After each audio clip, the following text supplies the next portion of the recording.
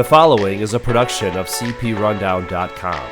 The views and opinions expressed by the host of this podcast are those of the individual and not of any affiliated companies. Ladies and gentlemen, welcome to the Rundown on Fun, a weekly podcast covering the Cedar Fair Entertainment Company, the amusement industry, and the business of fun. Here are your hosts, Karsten Anderson, Evan Schultz, and Kyle Hu. Good evening, everyone, and welcome to this week's episode of the Rundown on Fun, a weekly podcast where we cover Cedar Fair, Cedar Point, and everything to do with fun.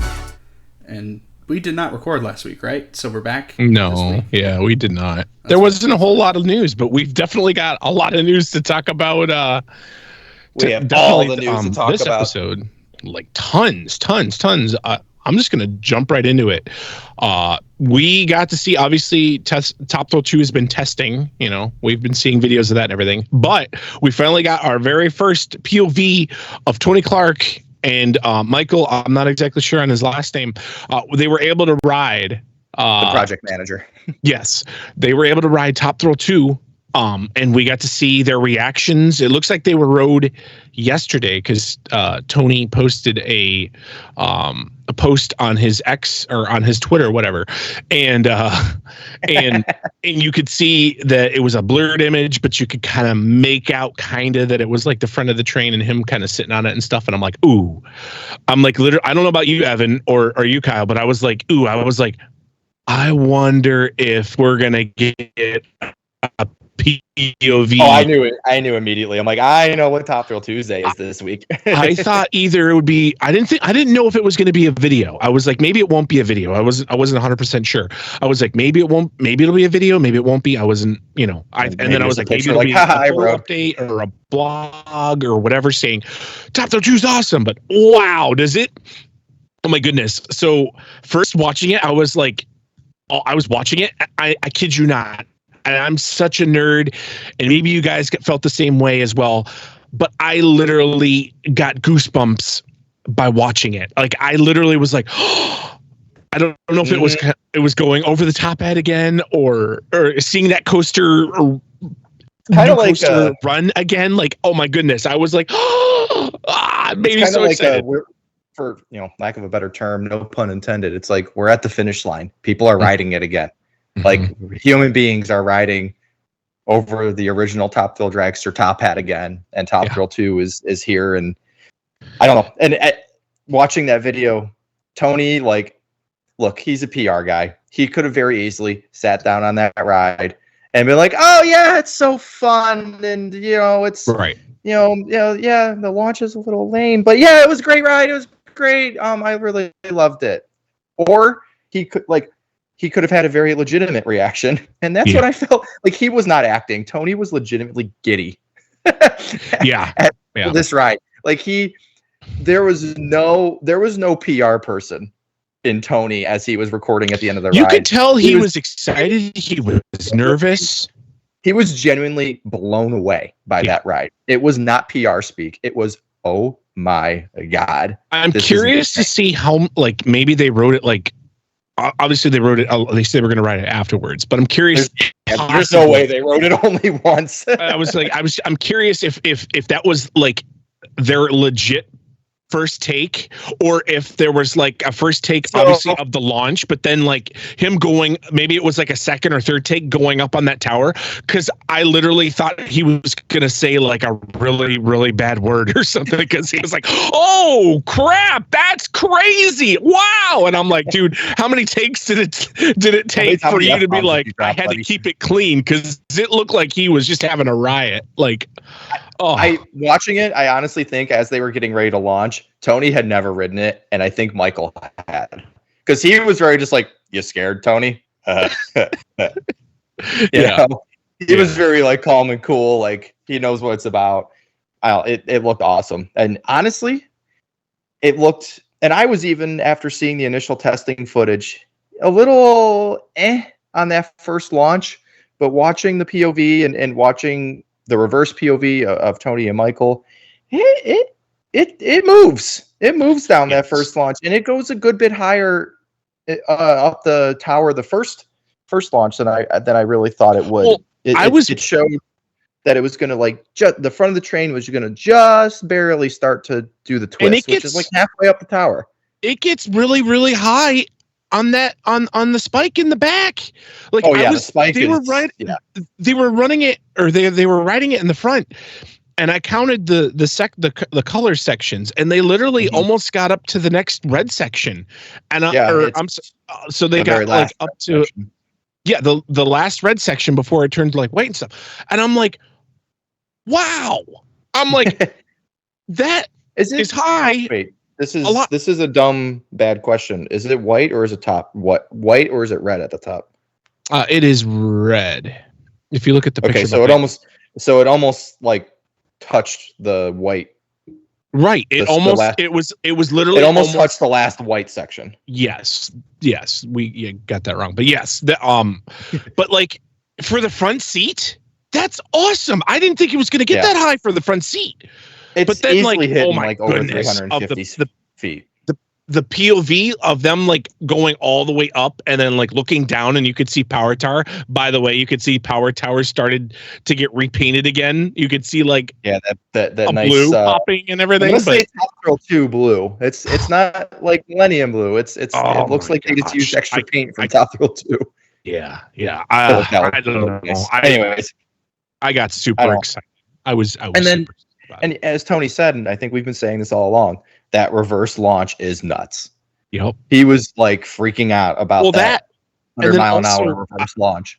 I'm a nerd, and I broke it down frame by frame by frame and paused it and looked around, and I'm going to share a little bit once we're done talking with this on what I discovered and saw. Is you could see what is it? You could see how close you are in the head chopper with the station. Yeah. Like it's just like right there, and I'm like, oh gosh darn it. And for the folks that are listening to us, we've literally got, and I'm gonna start it for tomorrow because I believe Kyle's gonna get this up tonight because we're recording earlier than normal. We're gonna have 31 days until Cedar Point opens, 27 days until season press preview starts, and only 6 days until the Eclipse. And boy, oh boy, I cannot. Would that preview number be one less because they threw a curveball at us and did previews on Sunday too? April 30th, or I think that's April 28th. I think we've been counting since April. The first preview is April 28th. Oh well, sorry about that, folks. We'll because figure that out. Because they originally announced it as like way back when they said previews were going to start the 30th. And You're right. And then when they announced the previews the other day, right. it was. I'm gonna have to change the whole entire countdown thing. So yeah, there's gonna be like a 3-day. How many days? Count it. So today's the 2nd. That's 25 days. Tomorrow will be 25 days till previews. Perfect. 25 days, and boy, they got a lot of work to do. So yeah, Kyle, did you want to chime in on Tony's POV? Really quick. Before I jump into some more details? Really quick. Did Passholder Previews go live today? Did I miss that? No, they go live tomorrow. Hence why we're recording today. Oh, I thought they were going live so we could talk about all the previews stuff. Oh, shows how much I know. I'm a host of this podcast. I don't even. Yeah, you Orlando boy. Yeah, he's too busy hanging out with Mickey and Minnie and taking pictures with the mouse, and But you know what? You know what, Kyle? You don't have the head mouse here. Yeah, we have the head mouse. True, but I am eligible for pass previews because I'm a Cedar Point pass holder. You are? Okay. Well, you'll probably want to stay tuned because Evan's got a lot of info on that. So. I got an essay to read here. Yeah. The POV looks wild as one would expect. It looks crazy.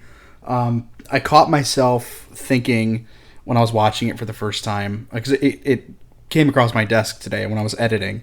I was at work and I was like, oh, Top Thrill 2 video. And then I was like, oh, it's a reverse POV. Let me watch it.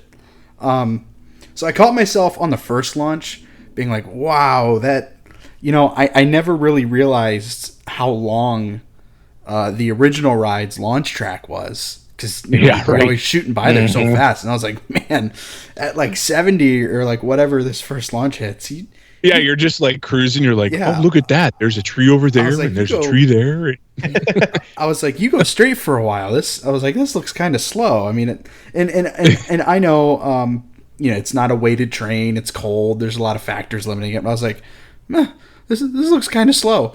And then as soon as they hit that reverse launch, I was like, oh, there's the speed. I take back my previous statement. Right? Yeah.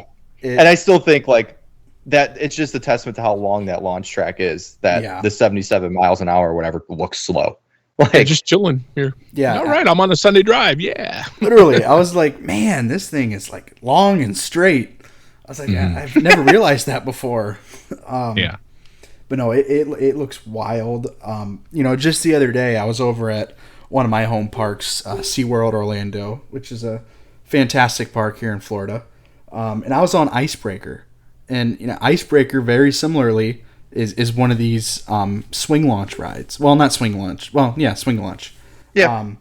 It just throws an extra step in there. Yeah. Well, Icebreaker starts backwards first. It goes backwards, forwards, and then over. I remember, the second time we went backwards, we hit that reverse spike, and I was like, man, this is only like a 70-foot spike. I was like, Top Thrill 2's got 300 feet on this thing. That's going to be insane. Because the airtime, the airtime I get on Icebreaker is, I mean, it's nothing great, but it's nothing to scoff at, Yeah. I was like, I can't even comprehend what another potentially 300 plus feet would do on that. I mean, I can't even think about it. I can't even fathom how crazy that reverse spike is. I can't wait. When are you going to be up here for the first time to ride that? So, funny enough, our friendly announcer Justin is in town right now, and he called me today to see if I wanted to hang out. And we were talking about that, and I said, man, I don't know. I was like, I think I want to try to sign up for one of the Passholder previews. And then, we do run a pretty nifty little podcast here, so I was thinking, well, maybe if we get lucky enough to get invited to Media Day, maybe that'll be my first. Maybe I would make a special trip for that. If we got invited, I would make a trip for that. And I was thinking, if Media Day doesn't happen, I don't know if I'm going to squeak in a long weekend trip for pass previews or opening day. I mean, it might be June is what I was thinking, because I'm planning on, with work, one festival ends and then another begins like 3 weeks later, and I have like 3 weeks of downtime in between. So I'm thinking I want to plan it then. And the first festival ends at the end of May. So we'll go to Coaster Mania. Hello. Oh, I could. I haven't. I mean, that's the beginning Especially of June. since coaster stock isn't a thing this year. Yeah, I could. I didn't even think about that. So potentially Coaster Mania, potentially Media Day, potentially Pass Preview Day. I don't know, but you're going to see all of our reactions, and you're going to be like, "Oh God, I'm buying a flight right now. Like I'm going there. Go to the airport and like just fight your way onto a plane. If we don't get invited to Media Day, I really want to try to get there. Like maybe not opening weekend, because I'll let the kinks get worked out a little bit. Maybe like the weekend after. Like just a really quick trip. Like literally fly in Friday, go to the park Saturday, come home Sunday.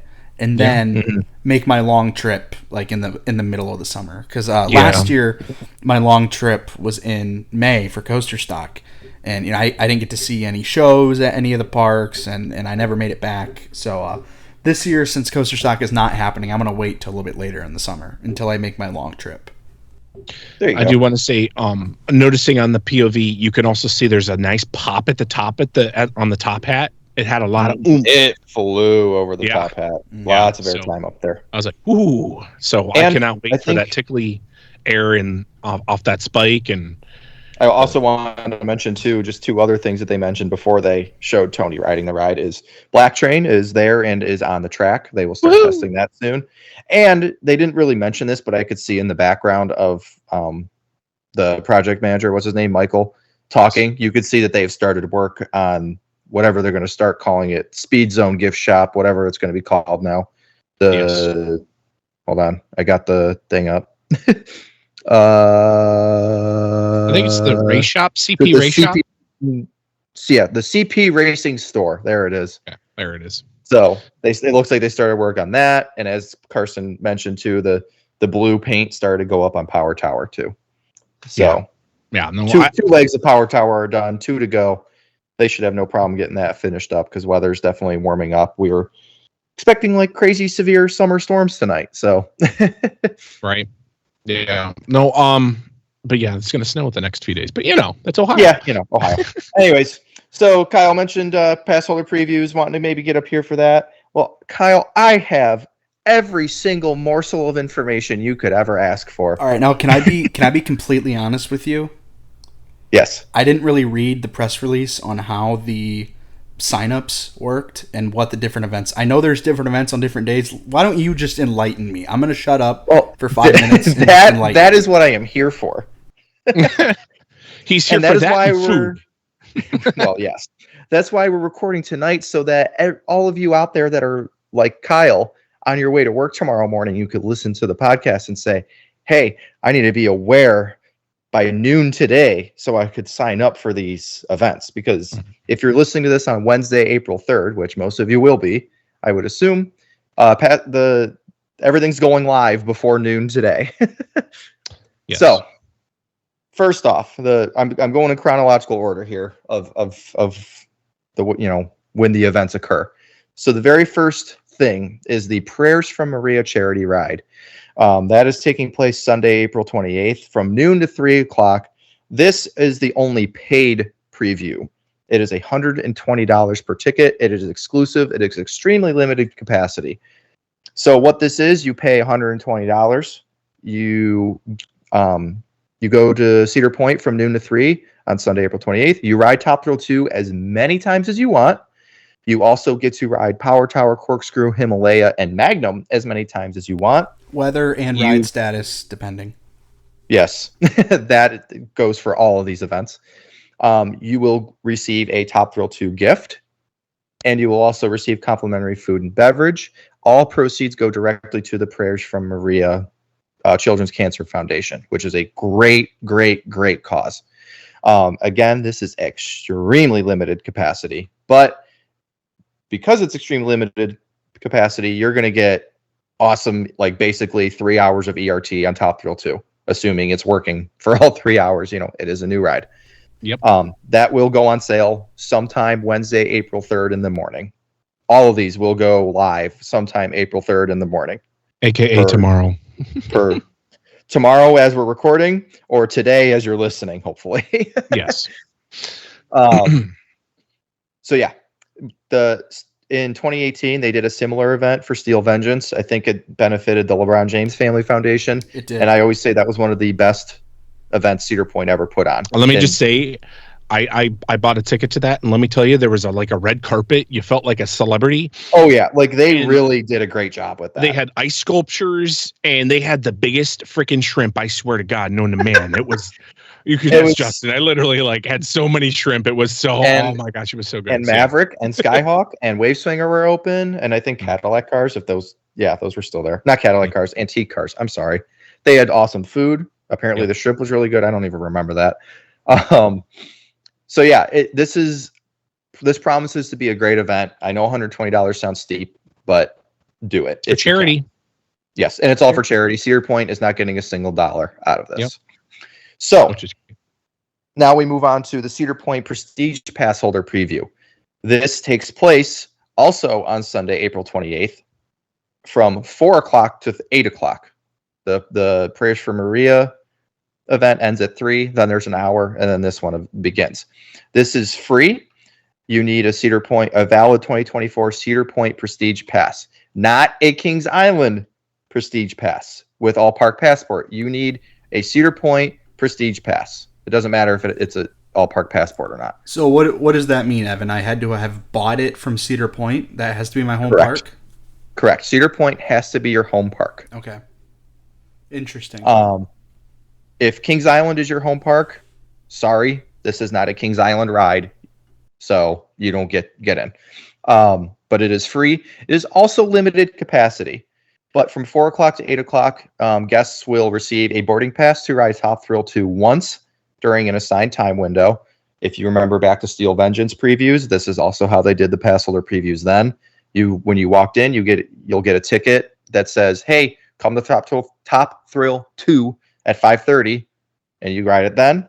And while you're waiting for your assigned time window, you can ride Power Tower, Corkscrew, Super Himalaya, and Magnum as many times as you want. I'm just going to say you'll find me at Corkscrew when I'm not riding. You will not find me at Corkscrew. You will find me at Magnum. Thank you very much. Just kidding. Although I may have to ride Power Tower to get a look at the spike.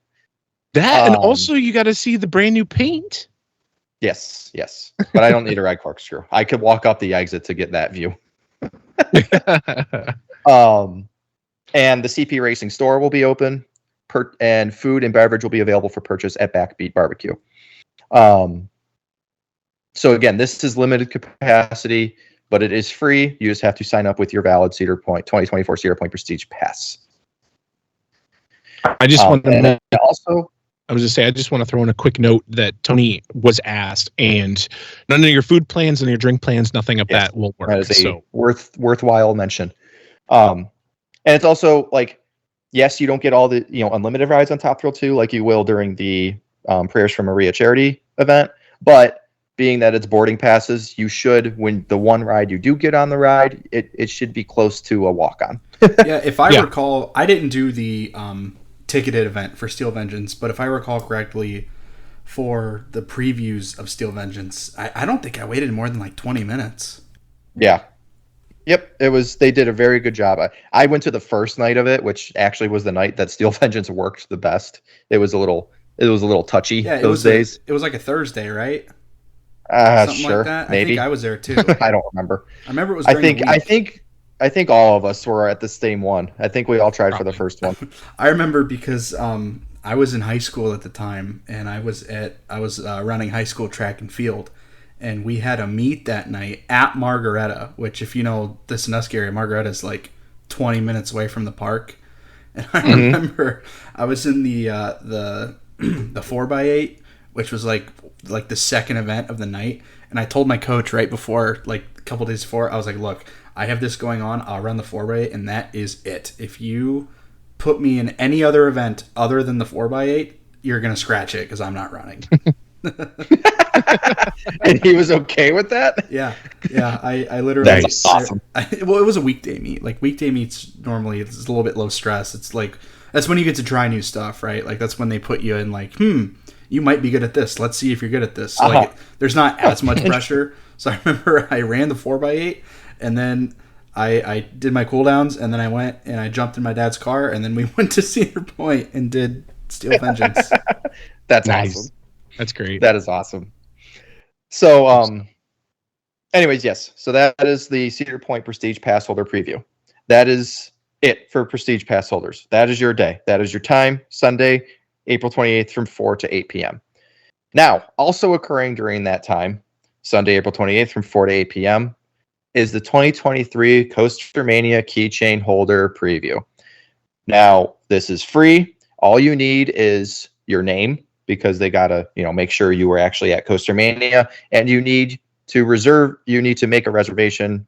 Again, there's no limit for this because obviously they know how many keychains they gave out. And then you need to show up to the park with your keychain on April 28th at 4 p.m. It's the same event. You get to ride Top Thrill 2 once. You get to ride Magnum and all that. If you are a Prestige Pass holder and you also have a keychain, you do not get to ride twice. Yep. When you sign up, you are either signing up as a Prestige Pass holder or a keychain holder. That is it. End of story. Make sure you don't forget your keychain too. They will be checking at the gate, so do not forget it. If you don't have a pass to scan in, they will not let you in then. Yep. So remember after Coaster Mania, when people were selling these keychains on eBay for like $700? Yeah. Mm-hmm. What do you think's more important, that I have a keychain or that my name's on the list? Like hypothetically, right? Are you hinting something, Kyle? No. Like I didn't do this, right? But like, if my name was Tony, right, and I bought a Coaster Mania keychain for $700 on eBay, and then they go to cross-reference my name, and they're like, Tony, you weren't at Coaster Mania, but you have a keychain, like honestly. and honest, I might be wrong, but if you were the sucker that spent $700 on a keychain, I think the park will just, you know what, let the poor guy in. Either that, or you could have bought 6 Fastlane passes for that amount. If anybody has any questions, go to Cedar Point's website, hit the contact us, and definitely email them, because obviously our word isn't 100% final. We're just reading it off of a web page kind of thing, a Cedar Point's website. So, if you did happen to do that or something, I would also highly suggest emailing. If you are listening to this podcast and you did that, please message us on Facebook at CP Rundown. We would love to have you on the show. Some questions, not even we're not gonna make fun of you. We're not gonna bring it down or anything. I want your reaction. I want to see how this worked. It's an open invitation Seriously. to anybody that did this. I'm not even kidding. We will find time to get you on. We will make a special episode for you. Literally, absolutely. It will be titled the so-and-so keychain purchaser episode. Anyways, so moving on. So and I think right now is a good time to note that per Tony Clark, there is a huge difference in the amount of prestige pass holders versus all the other pass holders. There is way less prestige pass holders than there is gold and summer passes, and apparently platinum pass holders too. Apparently platinum passes are still a thing if you dock at the marina or something. Because they kind of mentioned that in here. Yes, that is and ticket of the lifetime, which is essentially a gold pass. Platinum pass is accurate. That's part of your docking fees if you dock a boat for the season at the marina. It's included in your docking fees. I'm curious, and this could be a different discussion for a different time. I wonder why they don't just change the marina people over to gold passes with all park passport, because that's essentially the same thing. The only thing I can think of is if it's not truly Cedar Point that operates that marina, if it's some other yacht club and they have a contract. It's the only thing I can think of. Okay. There you go. So anyways,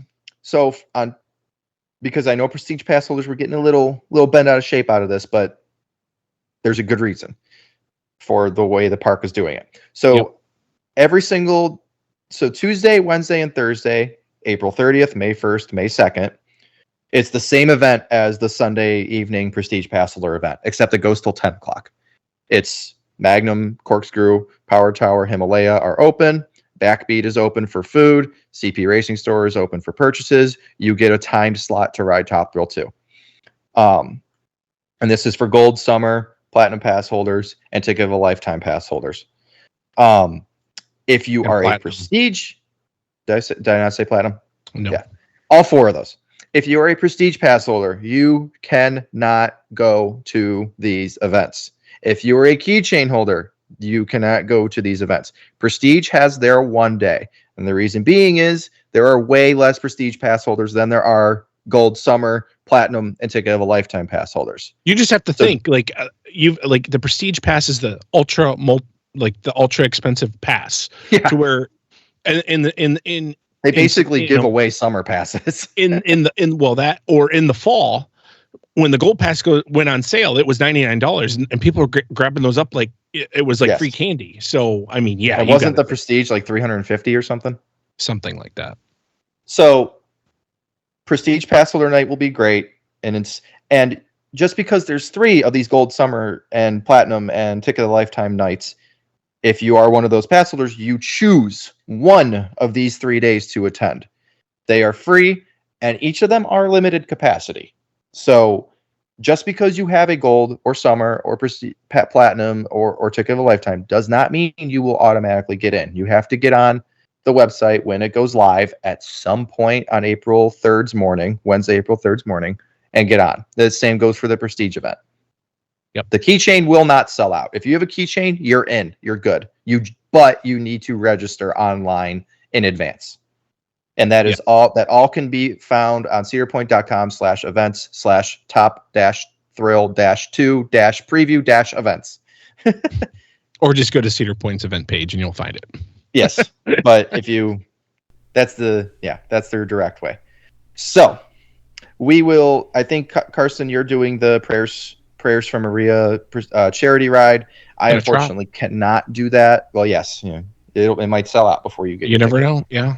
I will be at the Prestige Passholder Preview one way or another. If I'm going to try with my Prestige Pass, and if it sells out, then I got my keychain. So that's where I'm at with that. But so I will be getting my first ride on Top Thrill 2 Sunday, April 28th evening, and it is 26 days away from, like, exactly 26 days away from this very moment as I speak, and I cannot wait. Yeah. So there is your rundown ding on the Top Thrill 2 preview events. Kyle, have I answered all of your questions? You have. So I am a gold pass holder with the All Parks add-on. So if I'm understanding this right, it sounds like I have to pick, once signups go live, I have to pick a day, depending on what's available, and then I can show up to the park whenever I want, and I can stay however long I want that the event is going, but I get a return time to ride Top Thrill 2 once. Correct. Great. Yep. And then you have the rest of that midway to... You cannot be from any Cedar Fair park either. It has to be specifically bought from Cedar Point. I'm good because my pass was specifically bought from Cedar Point. At least it was this year. A couple years ago it was Kings Island, but I'm back at Cedar Point now. Yeah. If you are a Kings Island pass holder, if you were a Kings Island Prestige pass holder, if you were a Kings Island Gold pass holder with All Park Passport, it does not matter. You do not get in. Yep. This is a Cedar Point ride, so it is for Cedar Point pass holders. That's the way I look at it. So, and if a lot of people try to buy at Canada's Wonderland and stuff to save $1 because of the exchange rate, sorry, sucks to suck. That was one of the reasons why. I mean, yeah, you'd actually save quite a bit if you did buy it from Canada's Wonderland, but because the exchange rate. But the thing is I was always like, what if Cedar Point does like some kind of weird event or something, or whatever? Just saying your home park has to be Cedar Point, and there you go. There you go. So you have to be a Cedar Point pass holder because this is a Cedar Point ride. It is not a Cedar Fair ride. It is not a Six Flags ride. It is a Cedar Point ride. That is why only Cedar Point pass holders get to go. And the reason they're doing this, just really quick, the reason they're doing this is because if they let everybody from all the parks and everything, the Kings Island, whatever, like you're going to have so many like out-of-towners. Out-of-towners and legitimate Cedar Point pass holders won't have the same. They won't get to go more than likely. Right. So you've got a lot more people trying to compete to get tickets and things like that. So, Yep. Hey. Yep. Karsten, a couple weeks ago when you were down here in my neck of the woods and you and Justin visited Disney and you got all worked up saying it's confusing, I don't understand it, and Justin got himself so worked up that he thought he was going to have a heart attack.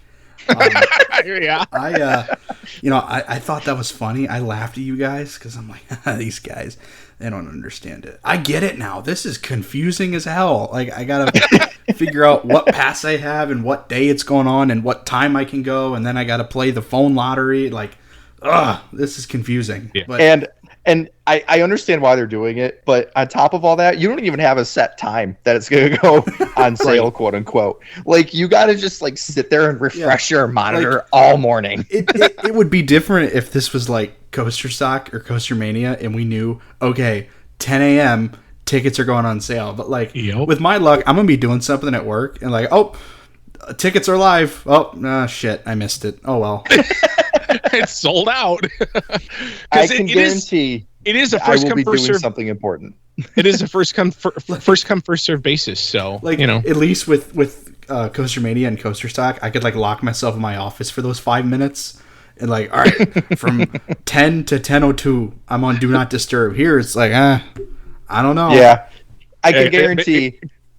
I will start work at 7 a.m. tomorrow, as I do. I will do nothing all morning out of pure fear.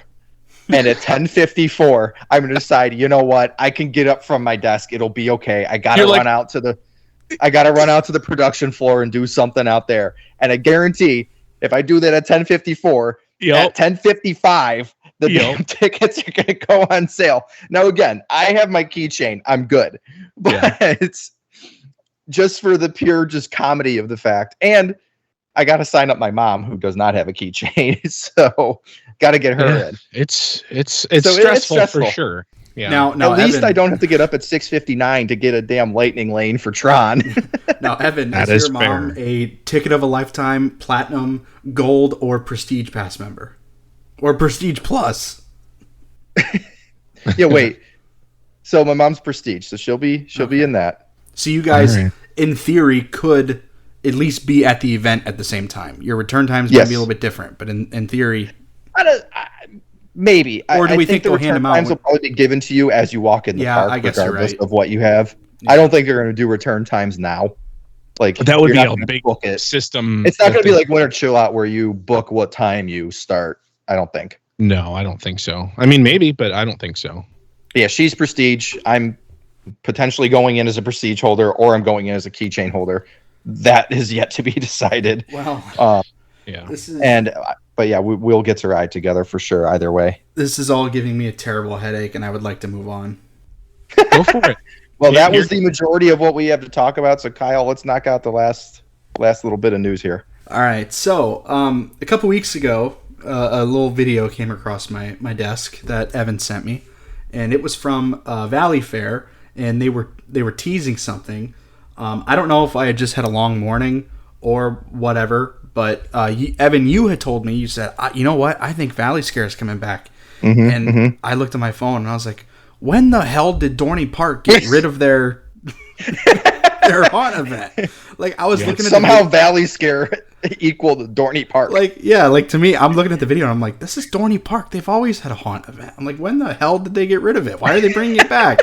And then I even told you guys how confused I was. And then like 20 minutes later, I figured it out. I was like, oh, wait a minute. This is ValleyFair, not Dorney. I think you guys are going to have To be fair, they're similar parks. I think you guys are gonna have to kick me off because this is like the second story I've screwed up, but or just haven't read. But anyway, it showed the park going from daylight to dark, and then there was like some spooky font and music, and it had a date on it, and that date was April 2nd.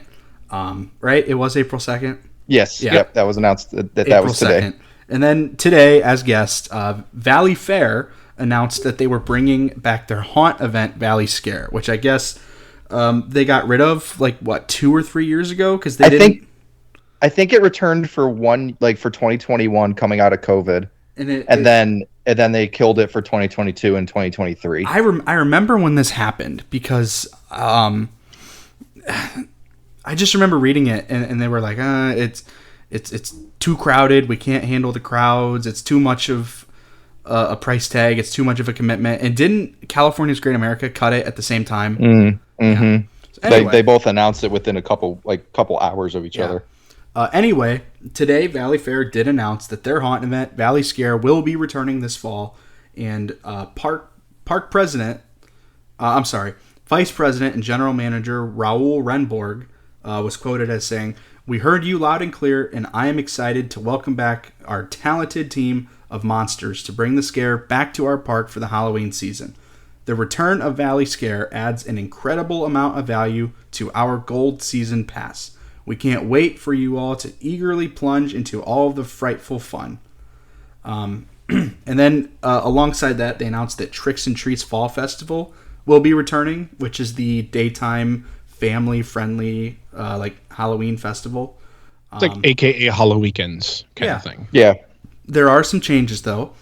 This year, ValleyScare will require a separate ticket, as it's going to be a standalone event. Meaning, if you buy a ticket to ValleyFair during the day, they kick you out, and you have to buy another ticket to come back in for ValleyScare, if that's something you're interested in. Good move. Yeah, good move. Good move. I like that. What if you have a season pass? You Yep. So I was included with the season pass? I was just getting to that. Admission for the Spooky Fun will be included with the purchase of a Gold Season Pass. So this only affects daily ticket holders. So you could go in the park from 11 to probably like 5 o'clock, enjoy some rides, and then they'll kick you out. You got to go find a local restaurant to eat at, and then you come back for ValleyScare. Yep.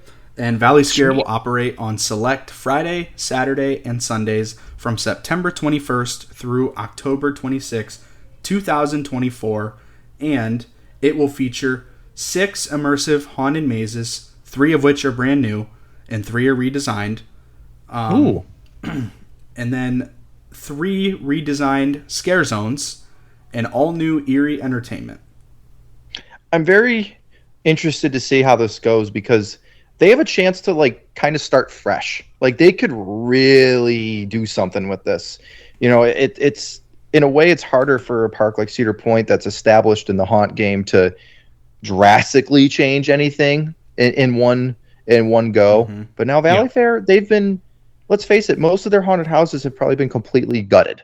So they have a chance to start fresh and really do something with this event. And you know, I doubt there's really any like super crazy premiere haunt events in Minnesota because it's cold. Mm-hmm. So this could be good. And I was also, when they announced that that ValleyScare was being removed back in 2021 or whatever, that was right around the time that we knew California's Great America was closing, and they announced the same thing. So I'm like, uh-oh, ValleyFair, why are you getting rid of your haunt just like that closing park in California is? But so this is very good. This has me very excited about the future of ValleyFair. I think they're going to knock it out of the park with this event. And just like we saw Dorney and Worlds of Fun, you know, two smaller parks get new coasters this year and last year. Maybe this means ValleyFair is next. Maybe 2025 will be the magic year for ValleyFair, that they finally get a new built from scratch roller coaster. Part of the reason that I enjoy haunt events as much as I do is not just because of the haunted houses, but it's the entire event. You know, it's the houses and the decorations and the rides at night and the live the atmosphere. Yeah, the live entertainment, the atmosphere. I think it's just such a elevated park experience from what you have during the day. I would really love to see ValleyFair just double down on ValleyScare. I would love to see him go the route of Cedar Point and Horror Nights and all these other parks where they have the icon. You know, at Cedar Point it was Mr. Midnight. Universal's is different every year. Howl-O-Scream over at SeaWorld in my neck of the woods, they have the sirens. Oh, that's clever. That's really clever. Yeah, it's 5 sirens. It's cool. But I would just love to see him kind of up their game of bringing the experience up a notch. Not just one individual category. Not just the rides, not just the decorations, not just the haunt, not the entertainment, but everything as one. You know, rising tides raises all boats sort of thing. Yeah. Mm-hmm. I'm curious to see if, for instance, you know, because, you know, it was gone for a few years and stuff. I'm curious to see that, you know, maybe it'll be more of a draw just because people will be like, oh my gosh, we missed it so much, you know? Yeah. And so you don't miss it. You don't miss it until it's gone. And then it comes back and they're like, oh, wow, you know? So like, just for instance, this like is very exciting 2. for them. You don't miss it until it's gone. And then you're like, damn, I missed top. This is going to be the most busy year ever. I feel it's gonna be, like because I think so. Row. Yeah, I remember in 2020. Which isn't a bad thing. I remember in 2003. You know, 20 whatever. 2003. 2003. Yeah, sorry. When Top Thrill Dragster opened up, and I remember how busy it was. I remember standing in the lines, waiting in the crazy. There was no fast lanes. There was no nothing. So everyone was just kind of standing in lines, and the damn thing would always be broken. But I would always be determined, and I go from like sun up to sundown, and I would literally be just hanging out, standing in lines, listening to I Can't Drive 55 that was playing in the queue, and just, you know, hanging out with a bunch of people and making friends and stuff. But man, was it busy. It was really, really busy because it was 420 feet. That was the highest and fastest coaster in the world. And now we've got the highest and fastest coaster. What is it? A swing launch, you know? Yep. Like, so I remember when Media Day happened, that like CNN was there and NBC. Literally every news outlet on the East Coast was there. Yeah. Like, in the Midwest and the East Coast. Like this is, and I feel like it's going to be that big of a deal all over again. And this time the ride's actually going to work. Right. In theory, right? Zamperla, right? And I don't think it's any one addition, right? I mean, look at what Cedar Point has added in the last 10 years. We've gotten Valraven and a new Gemini Midway and the Boardwalk and Wild Mouse and Steel Vengeance and Grand Pavilion and upped food and upped live entertainment. I think all of those things together are really going to get people back to the park who haven't been in a while. And I think Cedar Point is on track to have its best year ever. Mm-hmm. Yeah. Because as you said, there's been so much new in the last 10 years. And I feel like there's a lot of people, even like a lot of people that are local, people I work with that are like, yeah, I haven't been there in like 10 years, blah, blah, blah, blah. You know, there's Top Thrill 2 is the ride that's going to get people like that to finally go back. Mm-hmm. You know, like they'll be like, damn, you know, I remember riding Top Thrill Dragster when I was in high school, and now it's reopening, and I got to go back. It's been so long. Yeah. And look, it's going to be packed. It's going to kind of suck because it's going to be packed. The lines are going to be long, but that's so good for the park because we got Top Thrill 2 now, and that's just going to help pay for the next record-breaking crazy edition, whether it's, you know, who knows what it is. A restaurant. God. Just kidding. We have to listen to all those complaints. Oh my God, they're only just getting a restaurant. Well, I was just jumping off of what you said, Evan, really quick. We've got a bunch of people that have been commenting, you know, on our Facebook page and stuff, and they're seeing these posts in the POV of Tony riding it and stuff. They're like, "Oh my God, I got to get back to the point. I haven't been back there in 15 years, or I live in Texas and I've never been there, and this looks freaking awesome. I need to, you know, check this out." Like, whoa, you know, like it's going to be interesting. And I can't, like, I'm a people watcher, so if you see me and Evan, you know, hanging out, having a drink or whatever, and us just sitting in chairs, just watching everybody. Hey, the grandstands will still be there. So yeah. So we'll be the able other to watch thing, everything. The other thing too is I think so many people were so convinced that Top Thrill 2, whatever you want to call it, was gone. Right. It's this terrible accident happened, and the ride never worked, and it's going to cost more than it's worth to fix it. And well, we're just never going to ride it again. I was the same way. When I moved to Florida, I was like, well, I guess I got my last ride on Top Thrill because there's no way they're bringing it back, right? And I think so many people are just so shocked that it lives to see another day in this new reimagined way that it's like, yeah, this is the year. Relieved. Yeah. Like it's you know, like, you know, I live across the country, I work, whatever. I haven't been in 10 years, but man, this is the year with that new ride they're getting and everything else they've added. Yep. Top Thrill, you know, to the general public, Top Thrill Dragster's back, you know, and I feel like that's gonna really, really drive so much attendance this year. And to the coaster enthusiast, you know, Top Thrill 2, it just looks amazing, and this is gonna be a wild year. Yeah. I also think that with the amount of people who are making a pilgrimage back to the point this year, hotels are going to be pretty solidly booked all year.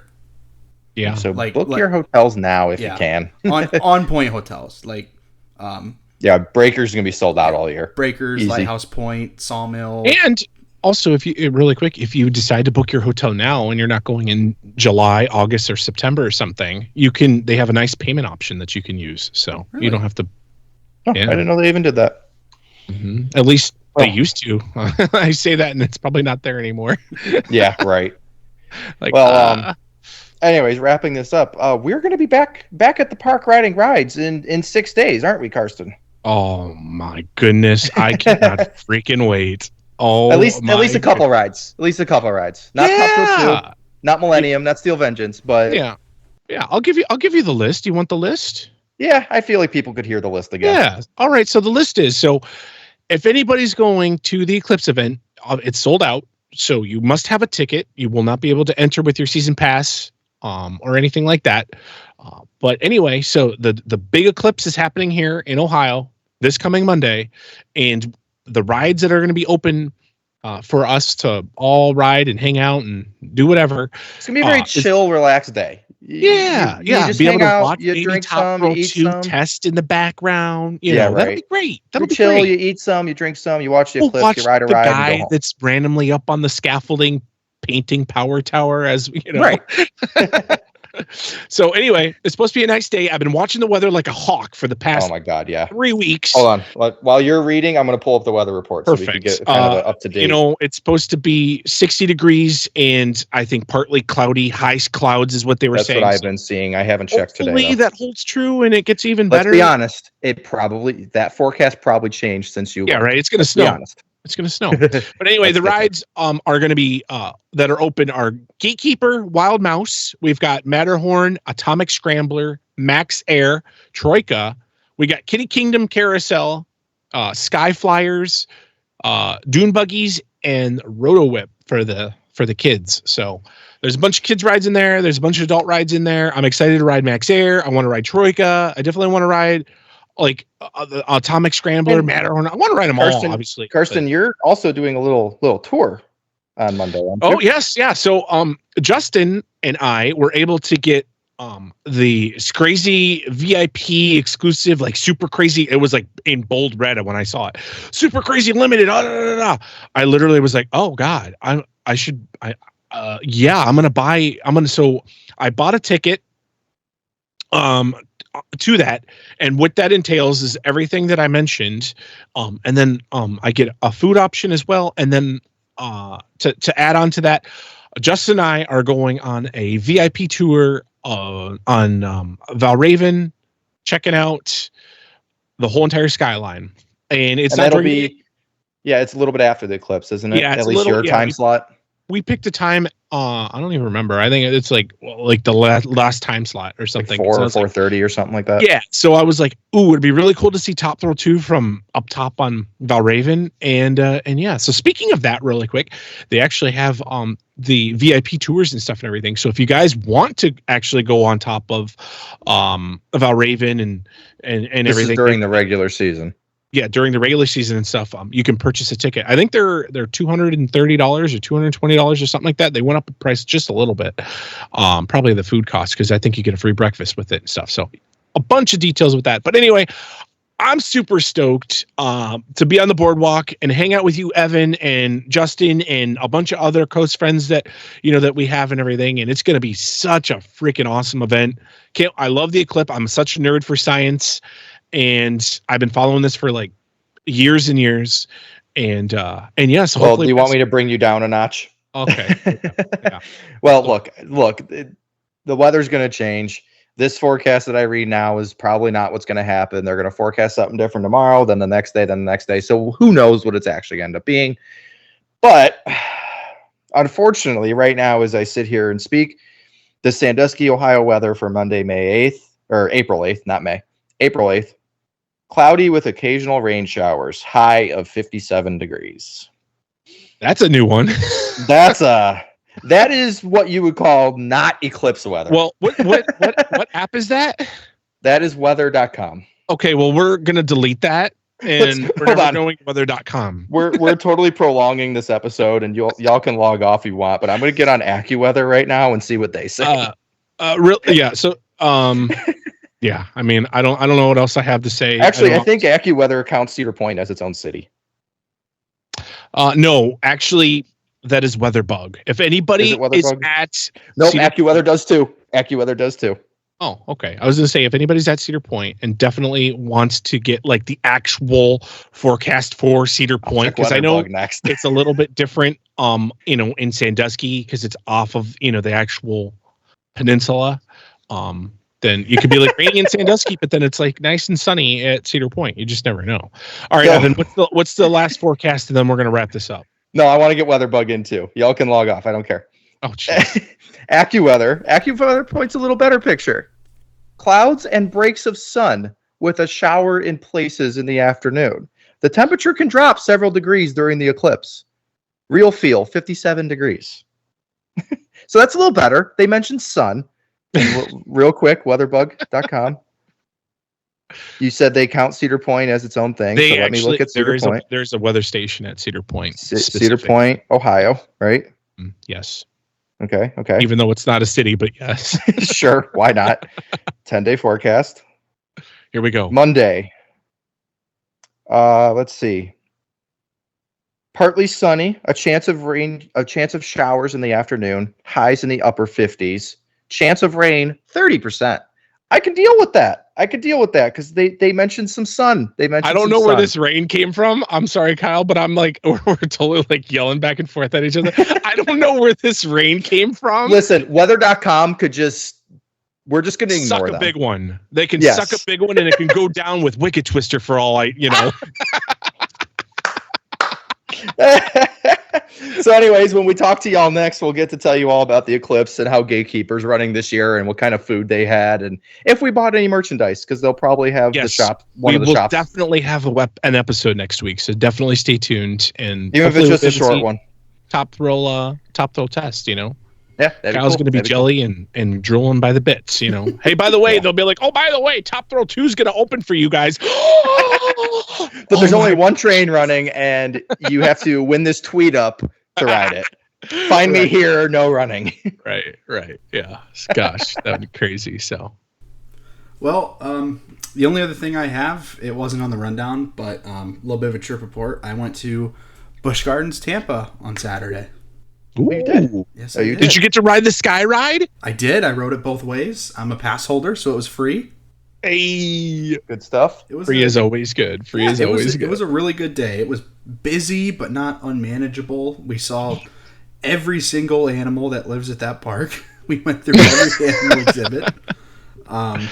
We did the ice skating show because it actually closed on Sunday. Sunday was its last run. People rave about that show too, don't they? Yeah, it ran for like 10 years. I mean, it was slightly different every year, but are they closing it for good, or are they coming out with a brand new ice skating show like later on in the fall? So that's what I'm not sure of. They've announced that there is a new show coming, but no details yet. Okay. Besides that, I did Falcon's Fury. Hell of a ride. Oh, I love that ride. Gosh. If anybody is scared of drop towers, that's like the ultimate drop tower. Yeah, it is. Mm-hmm. It is North America's tallest freestanding drop tower. So it was an awesome ride, though. Just to give you an idea of what it is, literally you go up and then all of a sudden, as soon as you drop, your seats go like you look like you're in a face plant. Yeah, your belly is literally to the ground, and you're like, wow, and then all of a sudden it just swings out. Like, it's like 300 and some feet tall. So not as tall as like Zumanjaro or something like that, but that doesn't count as freestanding. And then when you get about 20 feet from the top, they tilt you down on your stomach, and you're facing the ground. I love that ride. I love that ride so much. That's such a good one. I walked on that in the middle of the day, which I thought was odd. There was no wait whatsoever. I was telling the person I was with, too, I've never seen such a polarizing ride at a park before. A ride that so many people are genuinely terrified of and won't go on. Like normally, throw rides are meant to scare you, right? And normally, like, people are scared, but they'll go on them. Falcon's Fury, you'll hear people be like, "Oh, hell no!" Like, from the ground. As soon as it tilts, I guess, at the top, you hear people like, nope, not riding that. Yeah. So grown men will not ride that ride. Both sides of Sky Ride, Falcon's Fury. Got a couple laps on Kumba. That thing's running great like always. Cheetah Hunt, got to throw that in the mix. Oh, I love Cheetah Hunt. Yep, of course, Iron Gwazi. Yep, that was my last ride. But a new ride, one that I had never been on before at Busch Gardens. Anybody care to guess? No idea. Serengeti Flyer. Wow. You hadn't trekked back there yet? Every time I go back there, it's like 40 minutes, and I'm like, I'm not waiting that. Was it okay? Was it good? Because it's on a cliff, right? Yeah, kind of, or no? It just goes out over the Serengeti plain. Yeah. So if you're familiar with that park, there used to be an attraction there called Rhino Rally. That's not there anymore. This takes place on Rhino Rally's old footprint. That was the first time I've been on one of those S&S Scream and Swings since like 2022, when I was working at my last job, the company I'm no longer with. I was in Virginia, and I went to Busch Gardens, Williamsburg, and I rode their version. Williamsburg's the one that's on like a cliffy kind of thing, right? Yeah. Yes. That's Finnegan's Flyer. That's Finnegan's Flyer. And it was good, but Serengeti Flyer is the tallest one. It's the fastest one. Man, is that thing intense. It was so good. I loved that thing. Good. Yeah, did you have to wait for it? Because you said you always end up going back there and it's like a 40-minute wait. Posted 20 minutes, but the way that they load there is you wait through the line, and then right when you get to the split point, they either send you to one side or the other. So it was posted. Go ahead. They don't number anything either, which kind of gets convoluted. Yeah, they don't number. They just count. They're like, okay, there's 40 seats, so we're gonna let 40 people. Like, it's one of those things. So anyway, it was posted 20 minutes, but I could tell that right to the merge point where they split you, there was only like 15 people behind that, so it really wasn't 20 minutes. It was so much fun. I loved that thing. It was not gonna lie, it always freaks me out whenever I see Skyhawk running one side. I'm like, how the heck does it not like fall over? I've been to Busch Gardens before where it's been posted like a 40-minute wait and they're only running one side. Yeah. So I was glad. It was a really good day at the park. It was busy, but everything was staffed. They were running both sides. I really love that park. Dispatches on Cheetah Hunt were the best I've ever seen them. I mean, like, we're literally consistently hitting like 65 seconds, which is nothing to scoff at. Whoa. For Busch Gardens? Yeah. That's crazy. Wow. Okay. They had a good crew on Cheetah Hunt that day. You know, it's not fair because it's like we haven't. Evan and I know this. We haven't really had a freaking winter. We had like a few snow days, big deal. But yeah, all our Point parks could have been closed the whole entire freaking winter and open on like the weekends or something, and we could have had our fix. But no, it's just been a tease the whole entire winter and spring. Like you guys though, you have like your 5 months of off season, right? We just get our ride maintenance sprinkled in throughout the year. So there's random times where rides are down for like a month or two at a time. I just saw when the next time I'm at Universal, Mummy's going to be down. Yeah, I saw that too, which has me scratching my head because it was just down for like a year, but whatever. And it's in the middle of the summer. Yeah. Interesting. I mean, I guess they got to get it ready for Horror Nights. They got to make sure it's good for that. The one thing on Serengeti Flyer that I wanted to talk about that kind of freaked me out when I was on it was it's so tall and fast and everything that when we were swinging, I could feel the ride shuffle left and right slightly. Yep. Yeah, I felt that on Skyhawk before. Mm-hmm. See, and I don't know if I've just never been looking for it or anything. I've never felt that on Skyhawk. I always look for it. It feels weird too when you're like going down and you feel it go. Yeah, especially if it's windy, you'll feel it go left to right, and you're like, "Whoa!" I hope it was a little windy. Skyhawk's a whole trippy ride. I swear. Yeah. It was a little windy, and I haven't been on one of these things in so long, and I wasn't sure, but I remember looking to my left because I was facing. Anyway, I remember looking to my left and watching like Iron Gwazi and Cheetah Hunt go like almost like beyond vertical, because when you're at your highest swing, so I watched both of those rides, go up in my horizon, and then we started shifting left and right, and I was like, oh god, this is it. Like something's about to happen. I love it. The best thing, like especially like when you're on like Skyhawk or things like that, what I like to do, like right when you're like finally like you're literally like your climax, you're like literally like right there. If you go like you look straight up or whatever, you can actually see the other side, which is kind of cool. You're like halfway upside down and you can see the other swing. So but yeah, I don't know how much taller Serengeti Flyer is than Skyhawk, but man, that thing is a fun ride. It is so good. Very fun ride. I love those. Easily my favorite flat rides. Yeah. Anyway, I just figured I'd throw that in at the end because we didn't have a whole lot to talk about this week. Yeah. Absolutely. All right. Well, that's all I got. Like we said earlier, be sure to tune in next week when we talk about the total eclipse of the point. That's all I got. Yep. I was just going to say, very excited to see the park, go ride some rides in the early April for the first time like ever at Cedar Point. Really excited for that. Really excited for Top Thrill 2 preview days. That's all I got. And I can't wait to ride some rides with you and hang out with you and then close this out. So make sure that you follow us and share it with all your friends. Thanks, guys. Right. Take it away, Justin. Thank you for listening to the Rundown on Fun. Be sure to follow us on social media to stay up to date on all things Cedar Fair. As always, be kind to your ride operators, and we will see you on the Midway. Good night.